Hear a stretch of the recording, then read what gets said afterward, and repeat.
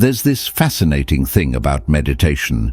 Even when your thoughts slow to a trickle or vanish completely, something still lingers, this sense of me. But what is that me? Is it real? The mind, clever and limited as it is, tries to make sense of something infinite. This awareness we all are. It's like seeing a reflection in a mirror and thinking, that's who I am. But what if the reflection isn't the whole picture? By exploring this me, questioning it, and shifting attention to the awareness that watches it all, something profound happens. You begin to see that the me isn't wrong. It's just a tiny part of the story. And beyond it, a sense of freedom, peace, and your limitless self waiting to be realized. A very helpful pointer is to stop and ask, who is the mind talking to? It's such a simple question, yet its implications are profound. The voice feels intimate, as though it's addressing someone. But who, exactly, is on the receiving end of this endless dialogue? And why do we mistakenly take the I thought as who we are? To truly explore this question, we must first examine what we commonly take for granted. The idea of me. This me feels solid and real, an entity at the core of all our experiences. It's the one who seems to think, feel, and live through life. But have you ever closely observed this sense of me? What is it really? When you look carefully, the answers may surprise you. Let's start by recognizing a simple truth. What we call life is a continuous flow of experiences, sensations, thoughts, emotions, images and perceptions. These rise and fall within awareness like waves on an ocean. One moment, there's joy. The next, a pang of sadness. A memory of childhood surfaces, then a thought about dinner plans, then an itch on your arm. These are fleeting, ever-changing phenomena, yet all of them are witnessed, known, and observed. If you pause and examine closely, you'll notice that you too are observing these waves of experiences. In fact, you are not the waves themselves. You are the one witnessing them. This witnessing is constant, unchanging, and effortless, even as the content of your experience shifts from moment to moment. You are not the thoughts, not the feelings, not even the body. You are the awareness within which these occur. Now, here's where things get fascinating. Our minds are masterful storytellers. They create an ongoing narrative, weaving together thoughts, memories, and feelings to craft an identity, the me. This sense of self feels like a separate, solid entity. But when you closely investigate this me, it begins to dissolve under scrutiny. It turns out that what we call me is not a fixed, unchanging thing. It's simply another layer of thoughts and feelings arising within the field of awareness. So when the mind talks, it creates an illusion. The illusion that it is speaking to this separate me. Thoughts arise, and then other thoughts seem to respond. A voice inside comments, analyzes, and questions, creating the impression of an inner dialogue. But here's the truth. No entity is actually sitting behind the mind, listening and replying. It's as though the mind is talking to itself in circles, trying to sustain the illusion of a conversational partner. Beneath the layers of thought and emotion, what remains constant is the witnessing presence, the pure awareness in which all experiences appear and disappear. This witnessing is your true nature. It has no form, no shape, no desires, and no opinions. It is simply there, effortlessly knowing all that arises. But why does this erroneous identification happen in the first place, one might ask? We identify so strongly with the sense of I because it's deeply tied to something much more fundamental, the pure awareness of being, or the feeling of simply I am. This sense of beingness, the quiet recognition that you exist, comes before all thoughts, ideas, or identities. It's like the foundation on which everything else is built. But here's where things get complicated. The mind, with its habit of turning everything into concepts, grabs onto this pure awareness and creates a story around it. It forms a limited, separate sense of self, an I that feels tied to the body, the thoughts, the emotions, and the things we call ours. In doing this, the mind transforms something infinite and indescribable, this awareness, into something small and confined. This happens because the mind, by its very nature, can't truly understand what pure awareness is. Awareness isn't a concept. It's the very thing that allows concepts to exist in the first place. The mind, unable to leave it undefined, interprets this vast awareness through its own lens, turning it into a personal, separate self. Think about it. Before any thought or feeling arises, what is there? Just the simple knowing that you exist. This sense of I am comes first, untouched by labels or judgments. It's the essence of who you are, and everything else, your ideas, memories, possessions, gets added later, layered on top by the mind. When we start to question this process, we can shift our attention from the mind's story of I back to the pure awareness itself.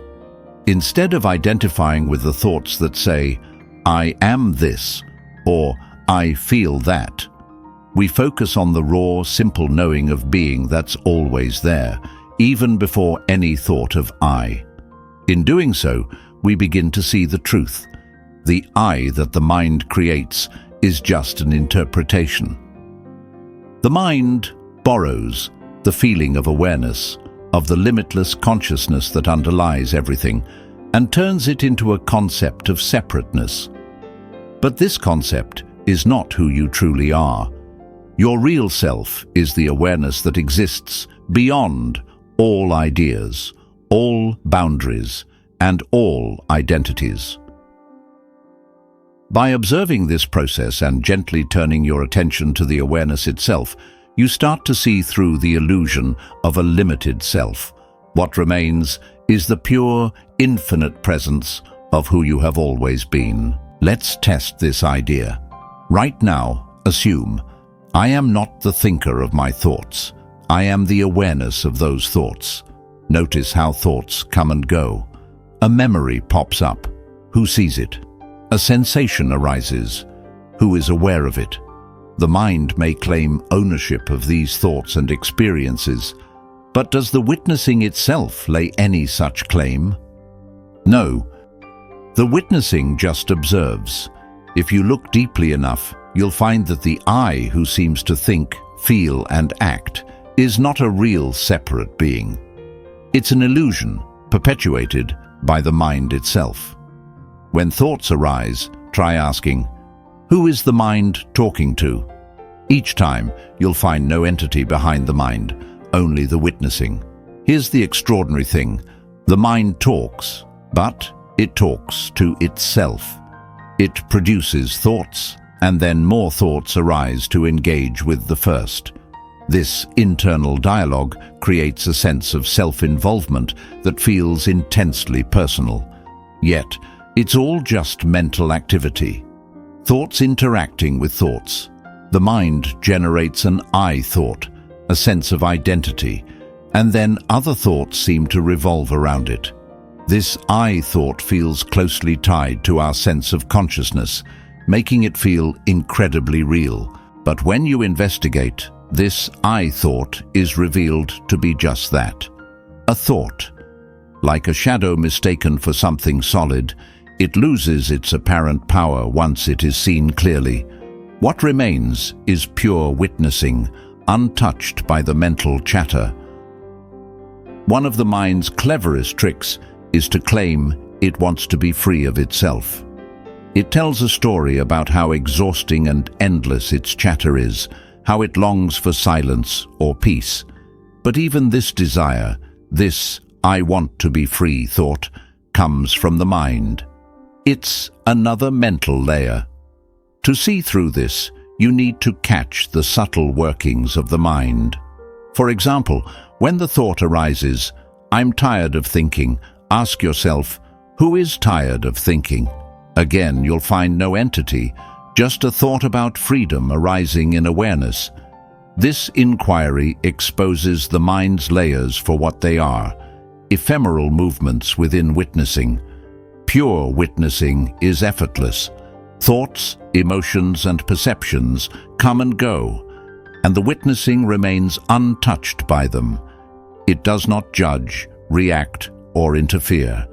It simply observes. When you fully embody this witnessing, the identification with the mind begins to dissolve.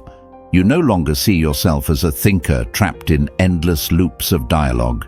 You recognize that all this mental activity arises and falls away on its own, with no one behind it. With time, this recognition becomes natural. It isn't limited to moments of meditation or inquiry. It permeates everyday life. Whether washing dishes, stuck in traffic, or having a heartfelt conversation, you come to rest in the silent witnessing of what is. Life becomes less about control and more about flow, less about achieving and more about being. The ego, the I that the mind creates, turns out to be a master of disguise. One moment, it's a perfectionist, demanding excellence. The next, it's a victim lamenting life's struggles. It changes masks constantly, depending on circumstances. But ask yourself, are you all these identities, or are you the witnessing presence within which these roles come and go?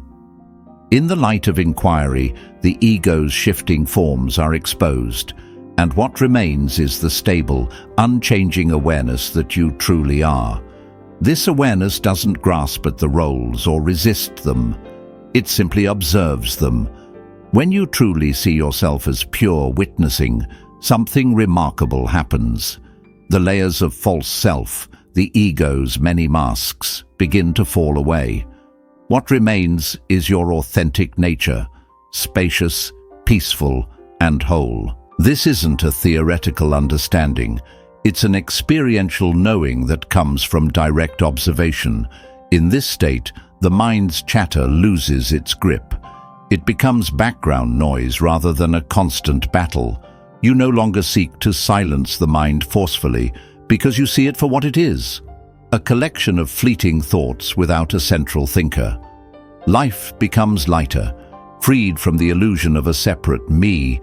You move through the world with ease and clarity. The witnessing presence which you always were shines forth unobscured. This inquiry, who is the mind talking to, isn't something you do once and forget. It's a practice to be integrated into daily life. Again and again, bring your attention to witnessing. Let this recognition permeate your being.